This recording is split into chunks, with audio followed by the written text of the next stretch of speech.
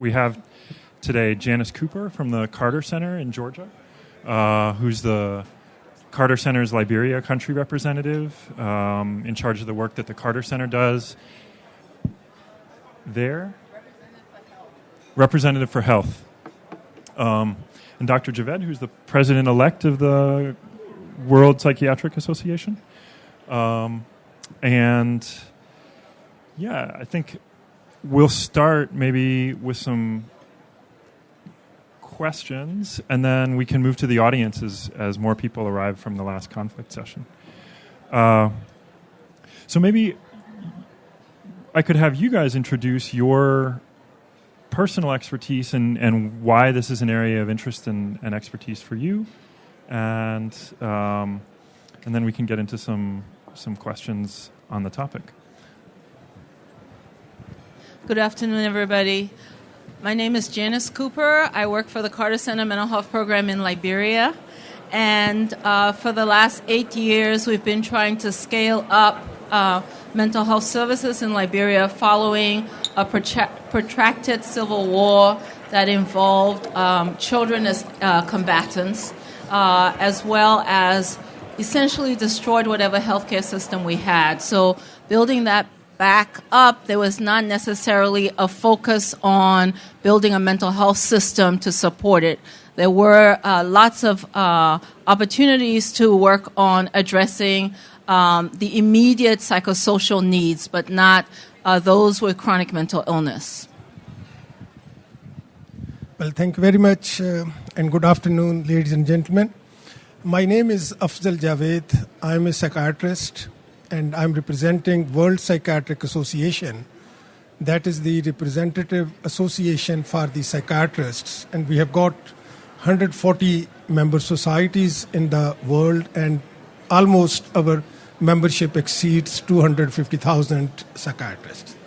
And World Psychiatric Association is an organization that has got a primary aim and objective of highlighting the importance of mental health and trying to generate interest and also enthusiasm about strengthening the needs for our patients. So, Dr. Javed, maybe I can start with you. What are some of the... Well, let me start with a personal experience. I am based in Berlin, and last year I was working with a grant from the Carter Center to look at the interventions for refugees that were available in Germany. And I was really surprised, even almost 2 years after this very large number of refugees arrived in Germany, that there was so little capacity to deal, both a lack of psychiatrists and psychologists, issues with translation, issues with awareness, and relative to its population, you know, the refugee populations in this region are much, much larger compared to the capacity of the healthcare system. So do you think the psychiatric community is prepared and aware of this issue? Well, I think this is really an important issue. Unfortunately, the psychiatrist community or even the mental health professionals community has not been able to acknowledge the extent and the severity of this problem. And there are many reasons for that, especially when we are looking at the refugees. Obviously, the first thing that comes to mind for any helping agency is shelter and security. Then comes health, and unfortunately, mental health always stay at the end.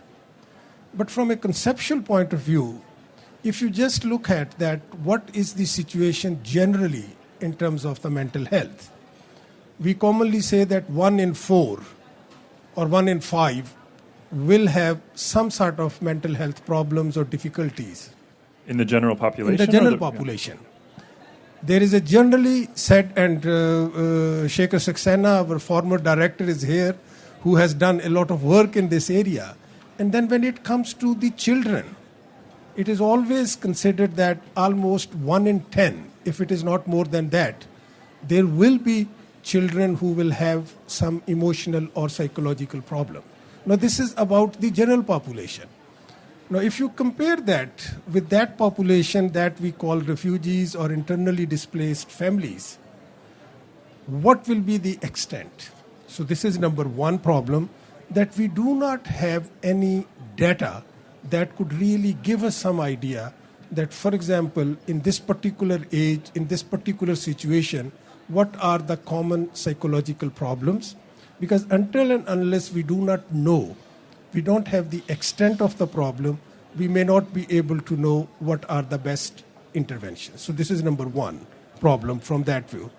The second one is the concept of mental health.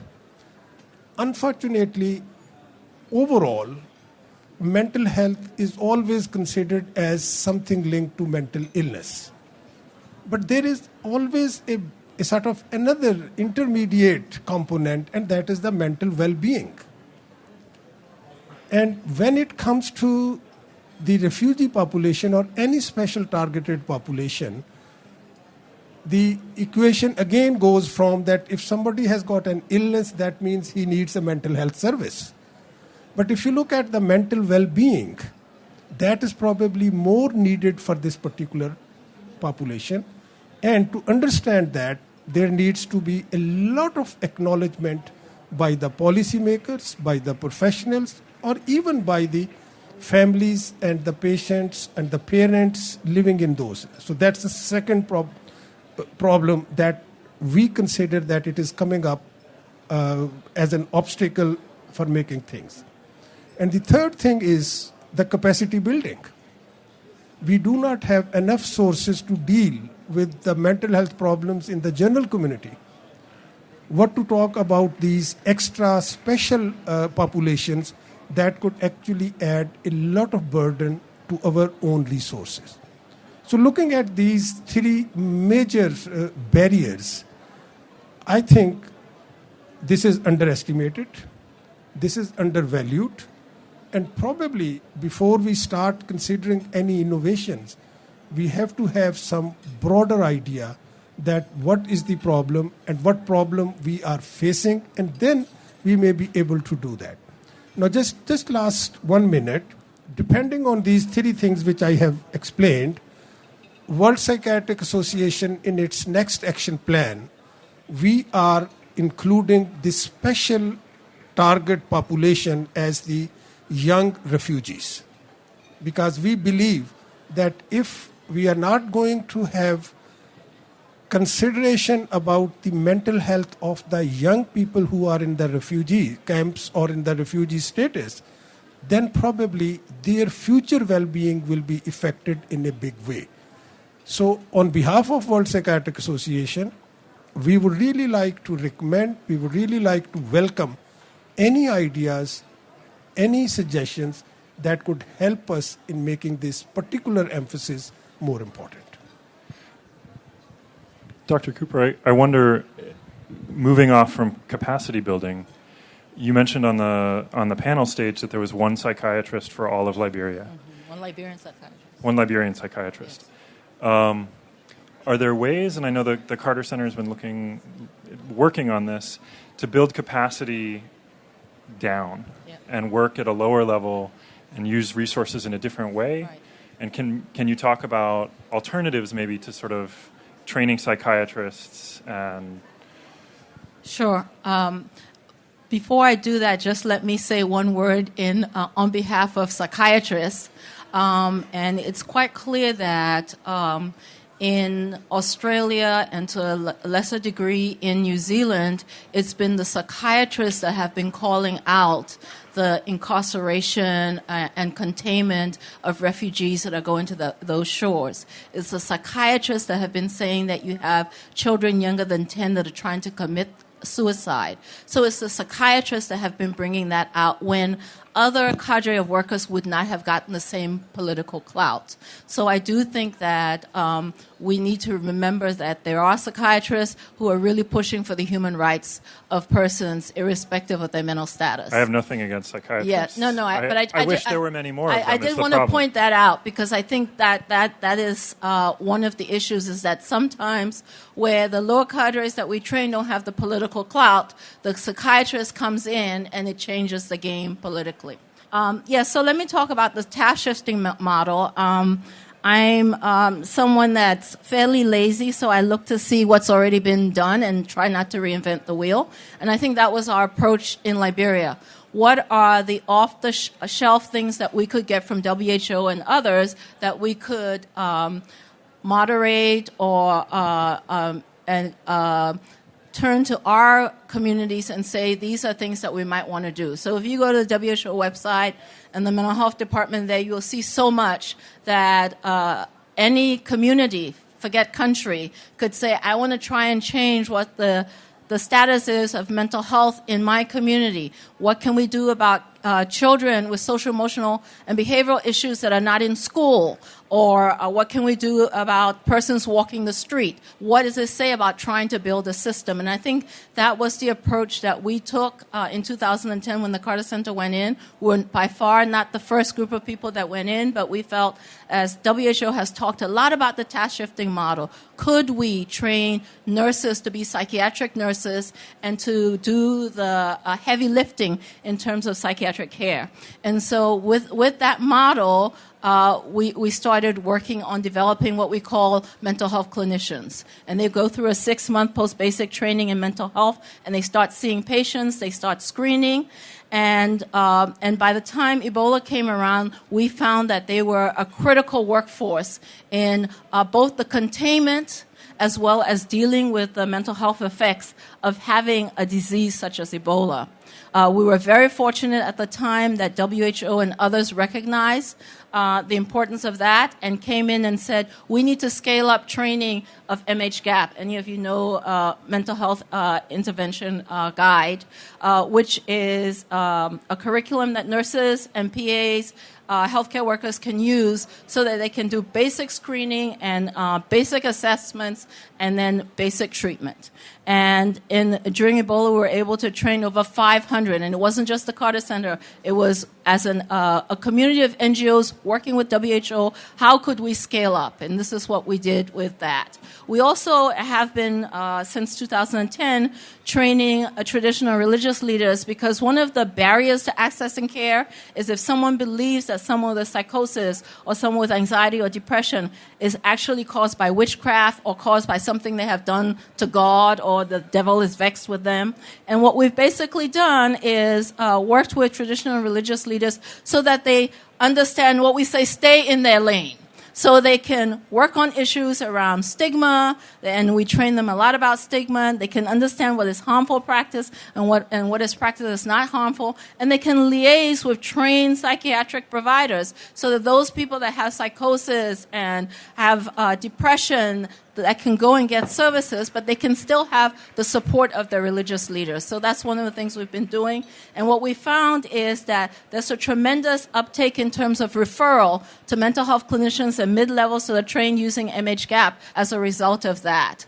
The other part we've been doing with looking at stigma is saying, who are the other people in the community that can support persons with mental health conditions. And, so the people in your community, they're usually the school teacher, they're people who have some holding a business and jobs, and do some education around that as well. And then I think the final thing that we have been doing, besides the training of clinicians around the stigma piece, is, as you talked about, we've worked with journalists so that they understand how to report responsibly, how to talk about mental health as an illness, and how to bring that into the public discourse so that that discussion has happened. The most important thing when it comes to stigma is working with people with lived experience. So what we've done with people with mental illness, when they come to facilities and they meet with the clinicians, we talk to them about how we can help them with their own mental health literacy, how they can understand more about their illness. And in doing that, many of them are recruited to work with other people. So we have a group that's called Cultivation for Users Hope. It's a mental health service user organization. You could Google them and you can probably find their Facebook page and other things.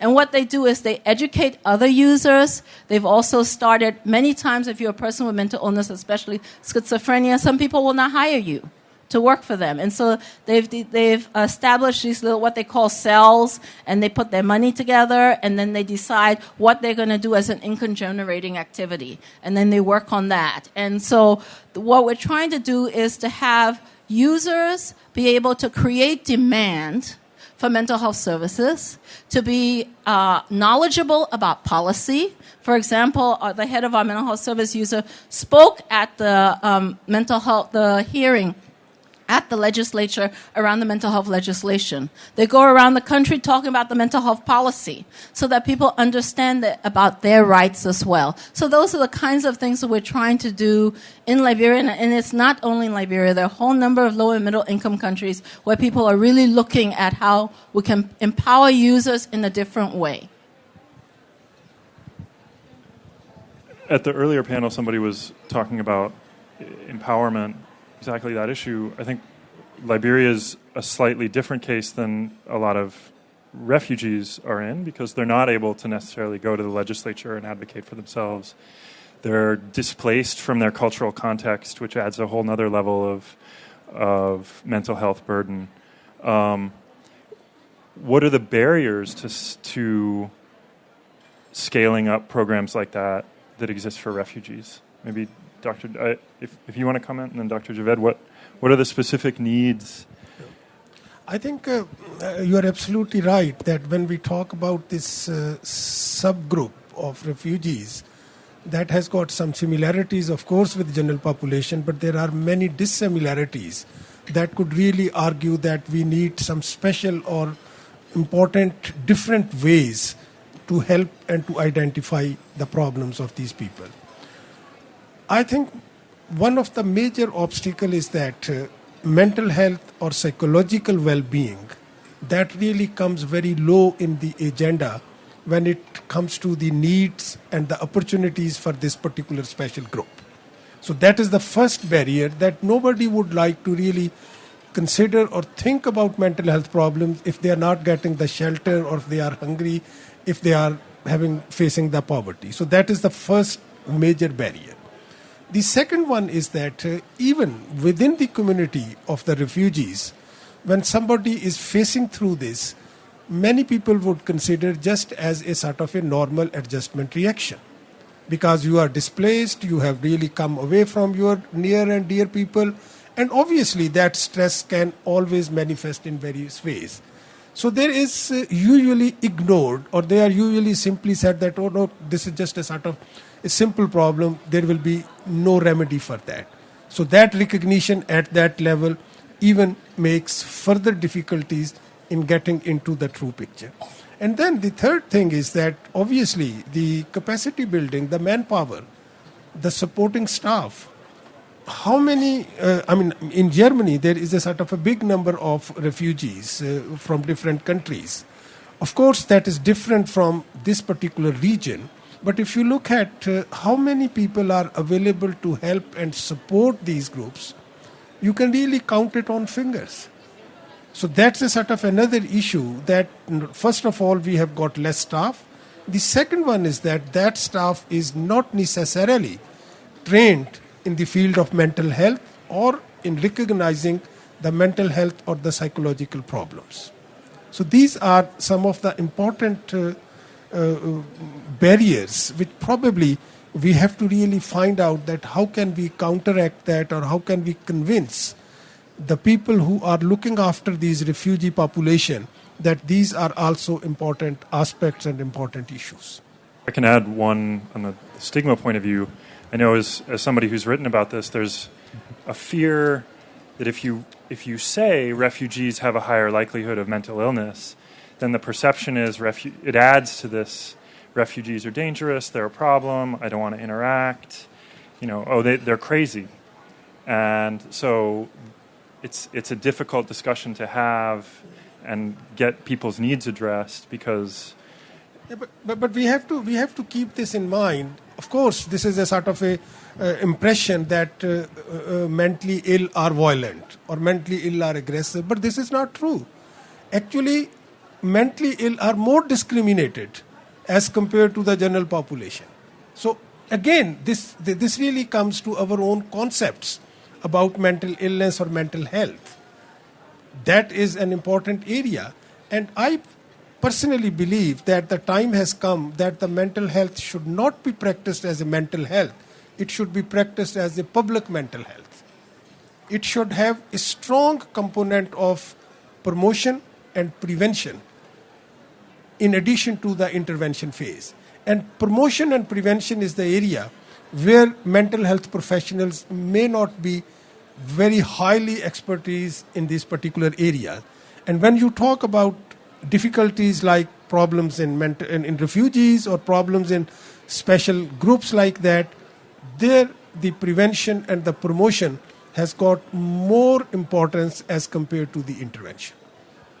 Dr. Cooper, maybe you have a comment, and then I'd like to get some questions from the audience. Yeah, I think the thing I would say is,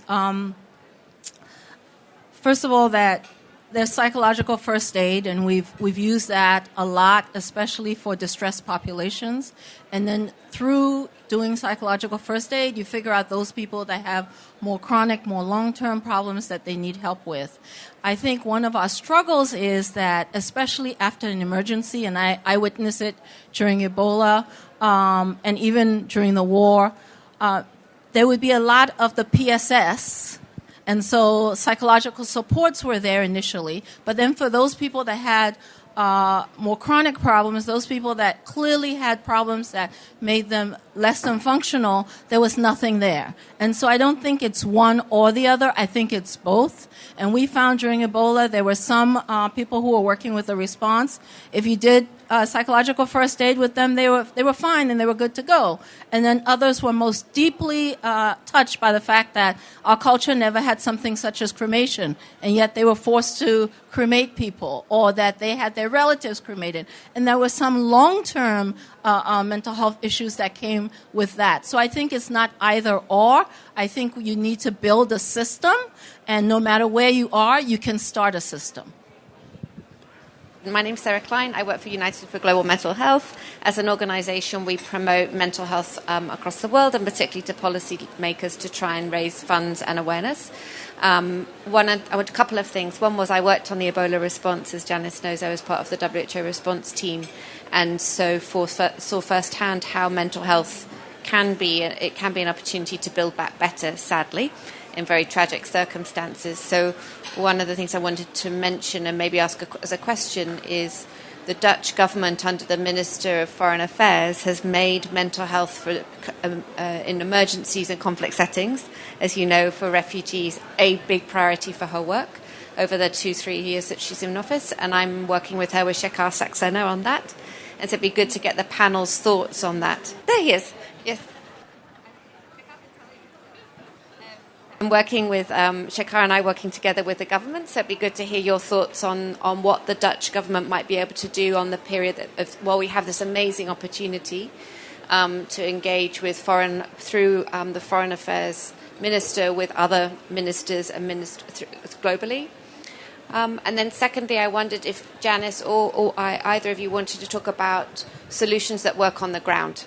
So practical solutions. So the one that we've brought to WISH is the Friendship Bench, which many of you will know, which is a practical solution and very low cost in communities that came from Zimbabwe. It's where benches are put outside health facilities around the different parts of the country, and grandmothers are taught basic CBT so that they can counsel people and help them through their mental health problems. So it'd be interesting. Secondly, we've talked a lot about problems, but in terms of solutions, here's two. What can we do with the Ministry of Foreign Affairs and the Dutch and their willingness to really push the issue across globally? And secondly, what are the other community-based, relatively low-cost solutions that we can adopt either in emergency or post-emergency settings? Thank you. I think, you are absolutely doing a wonderful job in that sense, that is a very, very good solution. But in addition to that, if we could have some sort of more emphasis on training of the people who are working in those camps or who are engaged or involved in dealing with the problems of the refugee population, because we are just specifically talking about this particular group, I think that could be another way that some sort of ongoing teaching and training facilities or programs for the health professionals in terms of making them more aware that how they can help and help in recognizing the problems, how can they help in assessment, and how can they able to refer those patients or persons who may need some high or expert opinion. So that would probably be the second bit. And the third thing is that I think our journalism, our media, that has got an important role. Generally, the concept about the refugees is not very encouraging in many places. Sometimes some communities feel that, look, they are becoming a burden on us. Sometimes they feel that, look, they do not have any shelter, so we have to really give our resources to them. I think that should also need to be taken into care, that how can we sensitize the local population or the local community in terms of making them understand that these are the people who have been displaced, and while they are displaced, if they have come to here or if they have come to this particular community, what could be the best resources that community can offer to these people for their future well-being? Thanks, Sarah. It's a great question. I think parity is what I would say. Parity in funding. So if the Dutch government lays a charge out there around mental health, the idea would be that donor dollars get allocated proportional to what we see in the population in terms of needs for mental health services. And we don't have that happen. The overwhelming proportion of donor dollars do not go to mental health. Some of them, none of them, in some cases, none do. Yet we know that if you're dealing with neglected tropical diseases, there's a stigma attached to that often leads people to having psychological problems, if not mental health problems. What are we doing to address that? If you're dealing with NCDs and you're a person that's on the has just gotten a cancer diagnosis, we know that there's psychological issues that accompany. What are we doing about that? And then what are we doing about the hundreds of thousands of people in each one of our countries that have mental illness and they are too afraid to talk about what their symptoms are and access care? So what we're doing in Liberia is we're trying to do the Quality Rights Toolkit in some of our facilities. We're looking at different types of facilities that just treat people with mental illness, facilities that treat everybody, and facilities that don't have any mental health, and try to see who is holding the burden of treatment in our, and hold these people up, because they're the same people. So why is it that you can go one place and get your mental health services addressed, your mental health needs addressed, and another you cannot? So I think that that's really important. I think the biggest thing is, besides, of course, the empowerment of persons with lived experience, is to have a national conversation, and that allows us to hold our leaders accountable. There was one other question. I wanted to say we have a terrible problem in Liberia with sexual and gender-based violence, and we often do not treat the psychological residue of that. And I think it's really, really important that there are no donors that are providing services to support SGBV that does not have a mental health component. I think that that's really important. Did I get everything, Sarah? Okay. Are there any other questions? Okay.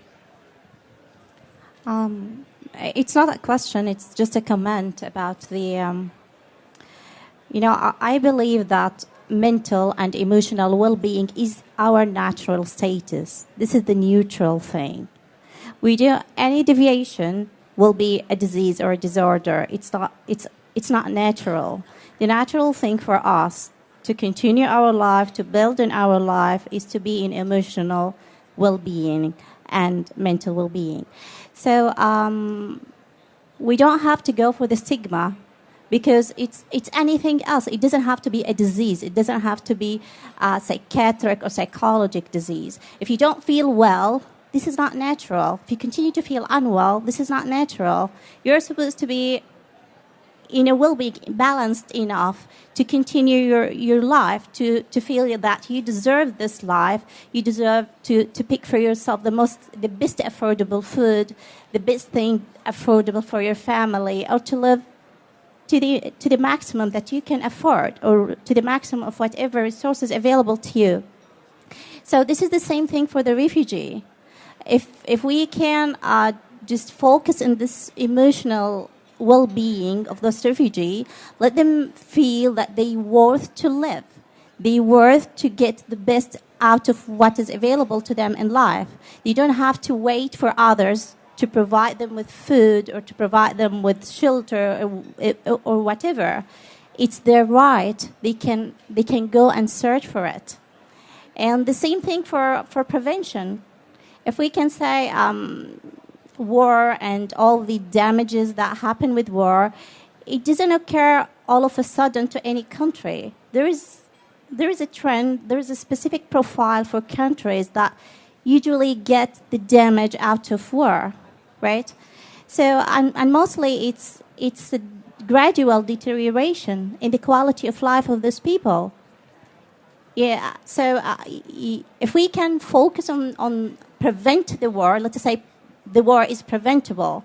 We can prevent the war by forcing the countries not to trade weapons or to whatever from top, but we can prevent it from the people themselves in the countries. Let them feel that life worth living. Let them build on the quality of their life. So even if they won't be, let's say, vulnerable to whoever wants war or gets the benefit out of war. It's just a comment. No. I think what you are saying we have to look at from a different perspective as well. We have to sometimes differentiate between the migrants and the refugees, because it really makes a big difference that if you are migrating to another country with a special objective, you want to improve your career, you want to improve your financial status, you want to improve your way of living. So that is a separate thing, that the person is making a decision that, look, I'm going to go this route and I may have some difficulties, I may have some problems. But when it comes to the refugees, because not all of them really have moved from one place to another by their choice. So, number one. And number two, we sometimes forget that before migration or even during this process of getting into a sort of a refugee place, there are so many other variables that may have affected their well-being. And you are right that when we only talk about mental illness, then we start realizing about the mental health. But what we want to really promote is that, and that is in a way of a prevention as well, that we should also raise this concept of mental well-being as compared to the physical well-being. Now, you look at what the physicians say, what the cardiologists say, what the diabetologists say. They are emphasizing that there are many aspects of the cardiology problems or the diabetes that could be prevented if you have got enough insight that, look, this is the way, this is the lifestyle that I have to really adopt. So there are, when it comes to the mental well-being, of course, there may be a portion of people where we may not be able to prevent what has happened, but at least giving them hope, encouraging them for more resilience, these are the possible ways that we can always try to implement in our strategies. But again, the issue comes here that in terms of the concept and in terms of the policies, are we including mental well-being, mental health problems or mental illnesses as a priority when we are making programs or arrangements or plans for the welfare of the refugees? So that is the most important point, and then we can really take it further. Hi, I'm Basma Al Saeed from Oman. I'm a clinical counselor. We've created this campaign called Not Alone Stories. It's a campaign for mental health where people with real stories talk about what they're going through. So it's not doctors or nurses, it's people who go through things. Why I'm saying this, I do a lot of volunteer works in refugee camps. And when I first started, everybody was about, okay, let's give them food, clothes, give them food and clothes. And every child will come up and tell me, hi, what's your name? You're so pretty. And I'll be like, oh, thank you. And then be like, what did you bring me? So this kind of, I kept on hearing it again and again, and I thought, okay, there's something missing here. Then I met a lady from Syria, and she said, you know what, we know what we've gone through. We've accepted that, but now we want to move on.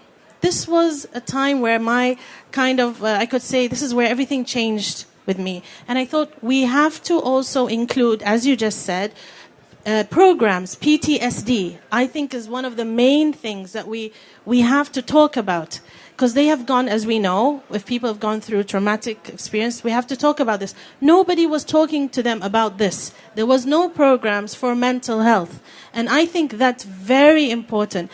The moment we started to switch what we did, because we were a group of psychologists as well, and we started to talk to them, they started telling us their stories. They started, it wasn't about, I know clothes is important and food is important, but if you get that, but you're not okay, how are you going to function even if things become okay later on? So we started a program to do with that.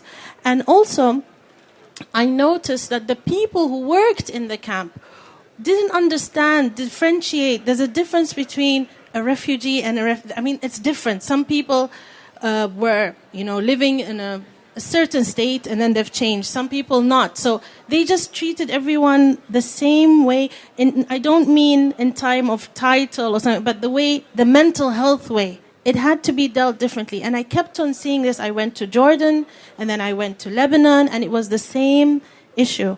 And then I asked someone from Egypt, I told them, do you guys have camps, in Egypt? And they told me something very interesting. They said, well, in Egypt, actually, we don't have camps. They integrate them into the society, which I thought, wait a minute, this is a good idea in a way, because we all know if you put someone in a camp, it's like you've stigmatized them automatically. If it's got to do with mental health or with how much you have or whatever. But if you kind of integrate them, as in everything else, maybe that's also a good option. So I would say I do agree with both of you. We do need programs. We need to educate the media for sure. And we need to educate people who work in these camps. Because some of them are volunteering, but they don't know exactly what they need to do. Thank you very much. I think you can add these 3 suggestions when you were asking about the solutions. This is really practical ways how to incorporate these things. I think we're out of time. Thank you all for coming and your great input.